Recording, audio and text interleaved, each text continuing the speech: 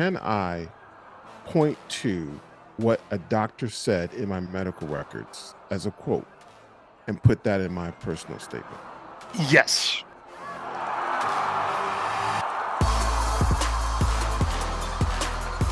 Open rank. Come on.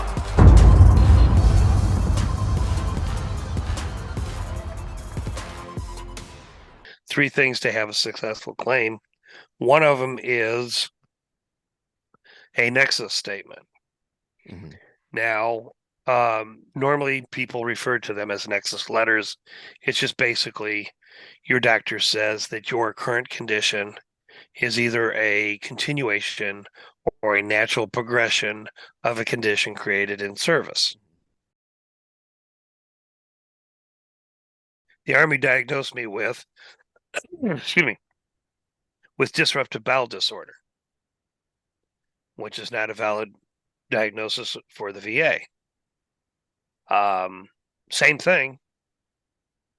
And the VA doctor said that this disruptive bowel disorder is the same as IBS. Okay. Mm-hmm. I also had a list of the GI exams that they did and pumping the solution in me and drinking and taking upper and lower GI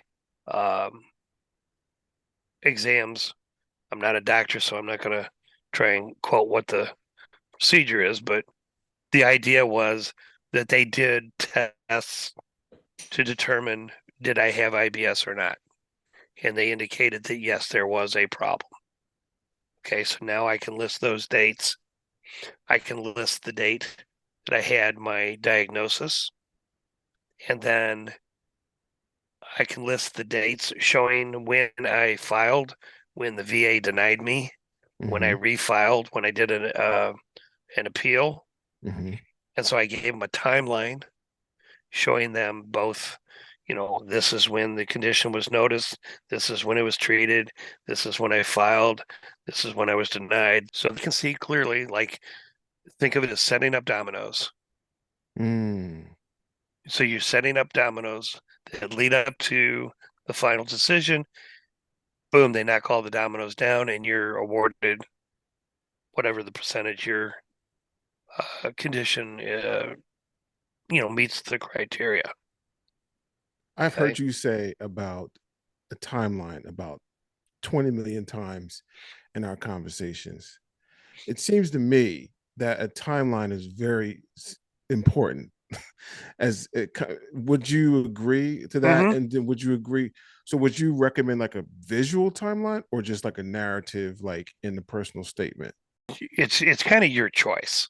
Okay. You can do it in a personal statement. You can do it a separate.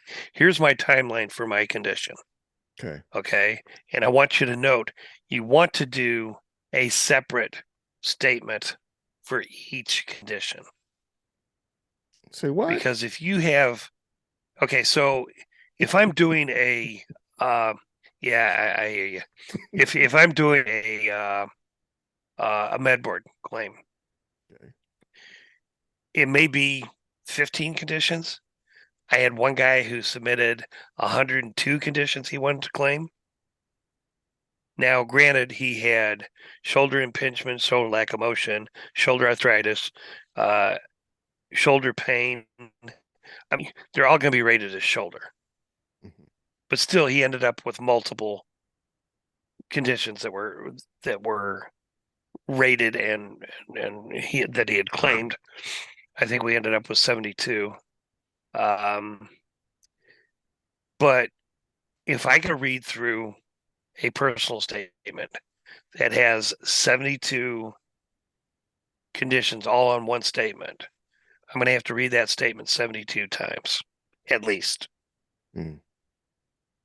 There's going to set in brain fog on the part of the rater, and Mm. they may miss an important point that could prove or disprove your claim.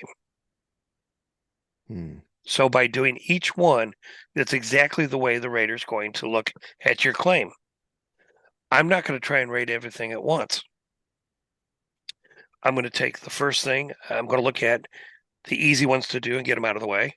I'm going Mhm. to do knee, hip, ankle, plantar fasciitis, whatever else, GERD, asthma, and so on. And then I'm going to do PTSD, because the PTSD and TBIs are a little more complicated. Your personal statement for your knee might be a page or two. For your PTSD, because you're talking about your stressors and other factors, what your symptoms are, and it may take more. Okay. I've had PTSD statements that have been 10 pages. Because some of the stuff is not easy to cover. Also, in the personal statement, you may be referencing other information. So, for example, the location where you were might be an important factor in the determination of your condition. Right. If you were saying in your statement that you got scared because every night at midnight, you had mortar rounds coming across the fence line. Well, if you said that you were in East LA, don't know of anybody using mortars in this country. May not. So, it doesn't prove your claim. Now, if you say you were in the Kandahar Valley, yeah, that's a likelihood. So it's just showing the probability of sometimes the location makes a difference. Got you. So you're going to have that in your statement.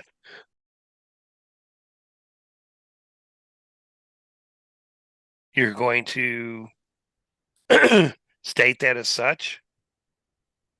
The VA then has an agency that they can go to that will look and see, based on your social, where you were. And then they're going to write to the VA and said, yes, he has a valid claim.